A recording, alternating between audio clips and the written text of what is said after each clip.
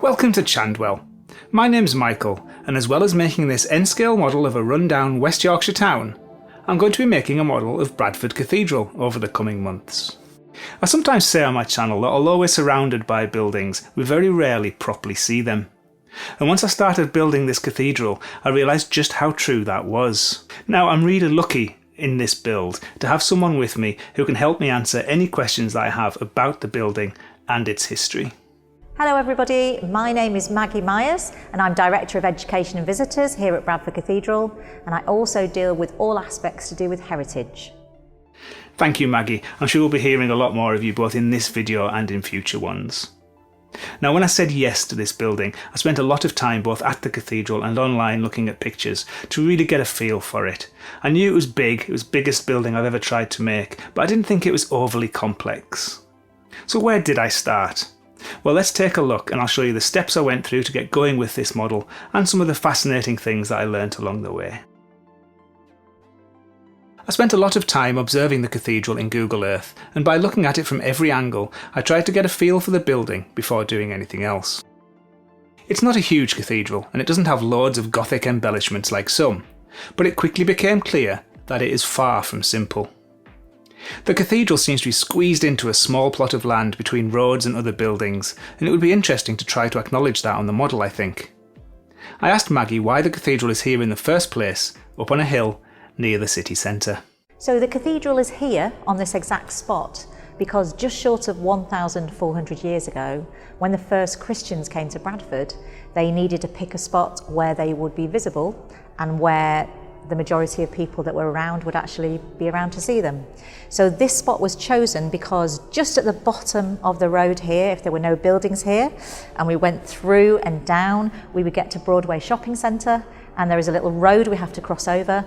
Underneath that road is the Bradford Beck, the river, and just on that side of the beck was where the town, or the village, then the town grew up. And so when the first monks came here, they decided that they would hoik up this hillside a little bit so that they would be visible to all the people that were congregating around the crossing of the river. So just at the bottom of the road there was the broad crossing place, the broad ford from which Bradford gets its name.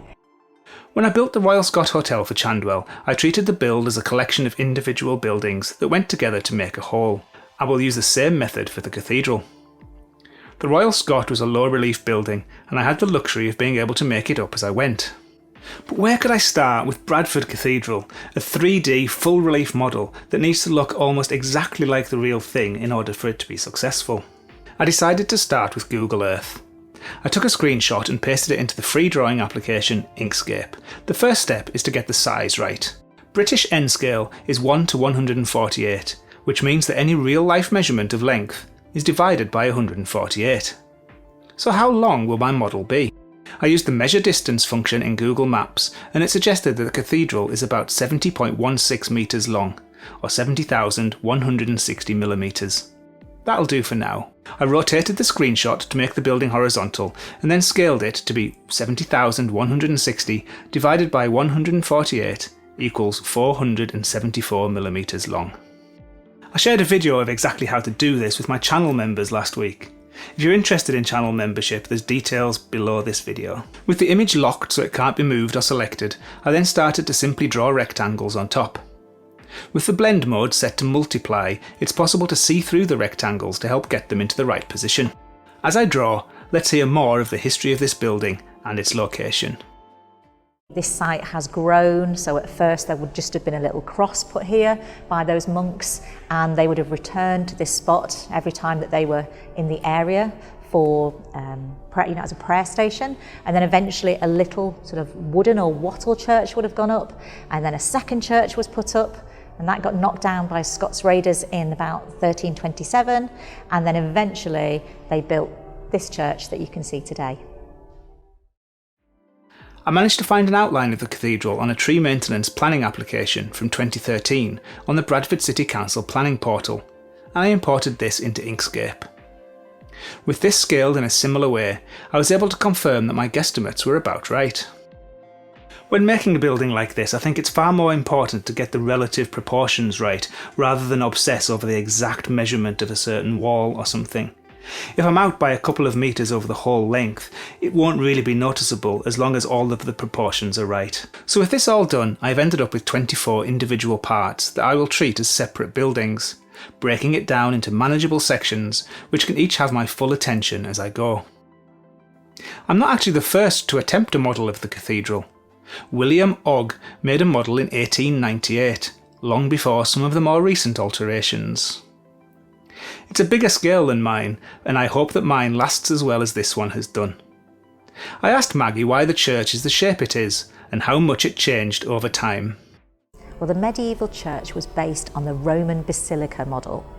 This had a central nave, that's the long bit that runs down the middle of the cathedral, and that was the general area for people to meet and move.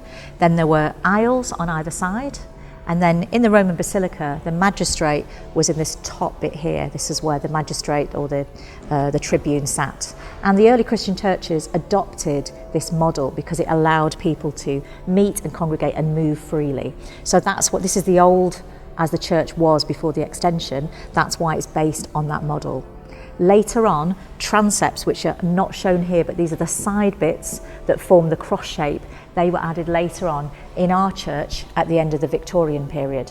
But that was a later shape for churches, and that formed that cross shape that you see in many churches today. And in our church later on in the 1950s and 60s, we had another extension further to the east, because we had by then become a cathedral and they felt they needed a bigger church. Thanks, Maggie. Now, with the plan sorted out, where was I going to start? I decided I'd start with the tower.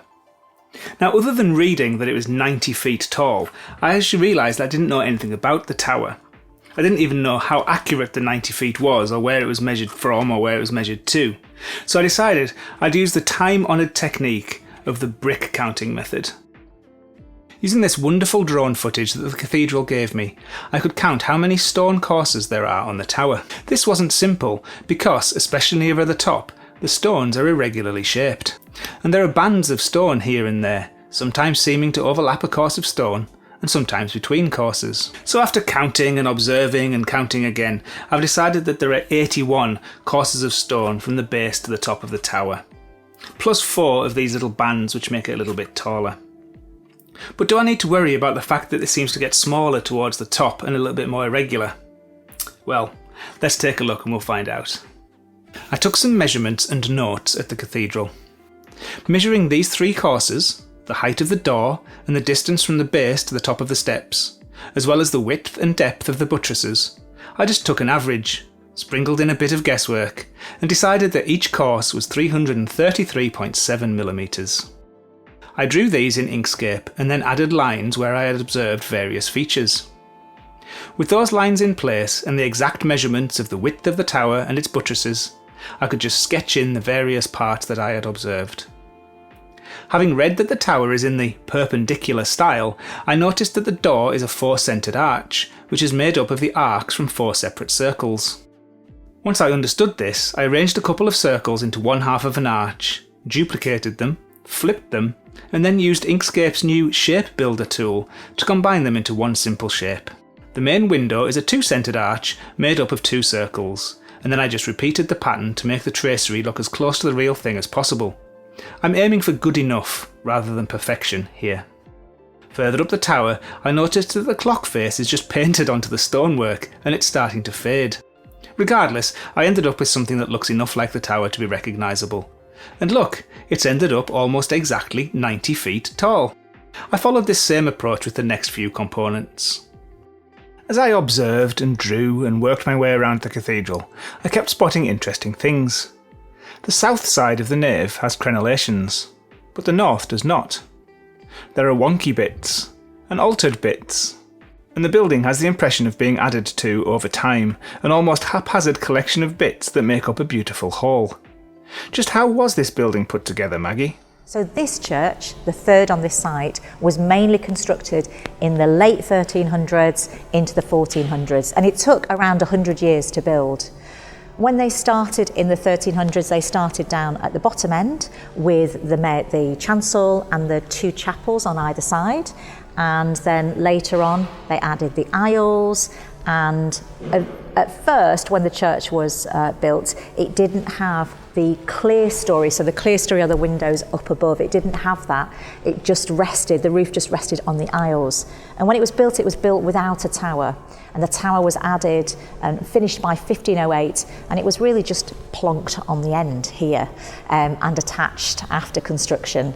When they came to do the extensions on this building in the 1950s, down at this end, and they put the two wings on, they actually saw that there were no foundations for the tower, so they did some work to join the two pieces together at its foundations and to give it more stability.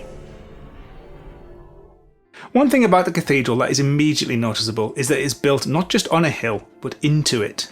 The building itself rises along with the hill. The tower door is lower than the nave floor. The rear is higher than the nave. Whilst thinking about and getting excited by the modelling challenges that this would pose, I asked Maggie if this was unusual. Well, actually, quite a lot of churches and cathedrals are built on a hill because the idea is for it to be visible and for people from all the surrounding area, particularly with the great cathedrals in some of the areas of Britain, to be somewhere prominent where all eyes are looking upwards to that building. Out of necessity, ours is built into the hillside because those first Christians, they just wanted to come somewhere where there were people, and the people were down below by the beck crossing the river, but they wanted to be visible, so they went somewhere where they could be seen. So it is fairly, it's not unusual for a church or a cathedral to be built on a hillside. The 1960s architect, Sir Edward Morph, who did the extension of Bradford Cathedral, he was quite keen on that idea of people looking upwards, and so he wanted to kind of honour that idea in his extensions, that he also would build into the hillside around the previous building and give it that sense, continue that sense of elevation that it had had before.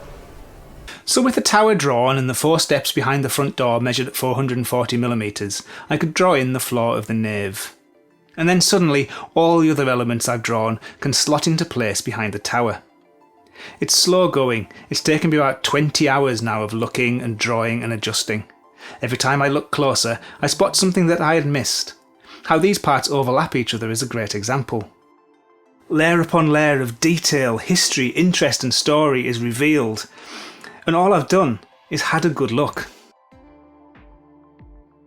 One of the most fascinating elements, and the one I'm looking forward to building the most, is the 20th century extension at the eastern end of the church.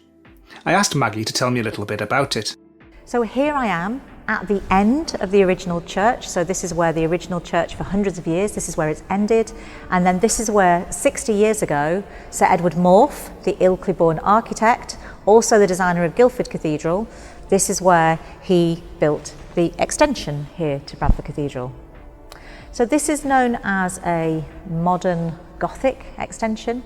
Morph was somebody who was taking traditional aspects. He was quite keen on having unity with the building that was here before, not doing something that was jarring and that would, be something spectacular, but to do something that was in unity with that, but not something that was going to copy it. So he's got this, as some people described it, modernity with manners. So it's not shocking modernity like some buildings of that period. It's a building where he tried to have that unity, incorporate aspects from the past, but also have something that was defined as modern. He did believe that you should be able to know which bits were the new bits. And he drew a lot of inspiration from Swedish architecture of the period, and it was the fact that they married this sense of the past, but also had a freshness in the present aspects that he admired so much. At first glance, this is just a jumble of bits and will maybe present the biggest challenge to make. How do these pieces fit together? How do they overlap? What is what? I need to really look at this. It goes right up to the road here. It seems to have been squeezed in to use every foot of space. Why was this, Maggie? So he didn't have very much space to work with. This extension, there wasn't very much land to go on. And there was some talk back in the days of when they were planning it as to whether this was the right place to actually have the cathedral, even before the extension, because when this became a cathedral in 1919, there was a feeling among some people that it wasn't big enough to be a cathedral. And they'd had that debate in 1919 and looked at other places and settled on this because this was the place where Christianity came to Bradford all those years ago. So by the time they came to building the extension, it was how he would make this cathedral aspect to it in the very small space that he had. So if Morph could squeeze it in, I will have to too. This whole section, including the lantern tower, is just 20 centimetres long and comprises 14 of the cathedral's 24 sections. Drawing continues, but as ever I'm using serial packets to mock up my designs, and it isn't until all of these are done and put together that I'll really have confidence that I'm on the right lines. My station tower took 8 or 9 mock-ups to get right, but I think I'm on a firmer footing with this one. Join me next time to see how well I'm getting on with these mock-ups. If you enjoyed this episode, please give it a thumbs up or drop me a comment. Every single one really encourages me to keep going. If you missed the introduction to this series, you can see it just here. So until next time then, thank you for watching this episode, take care, and I'll see you next time.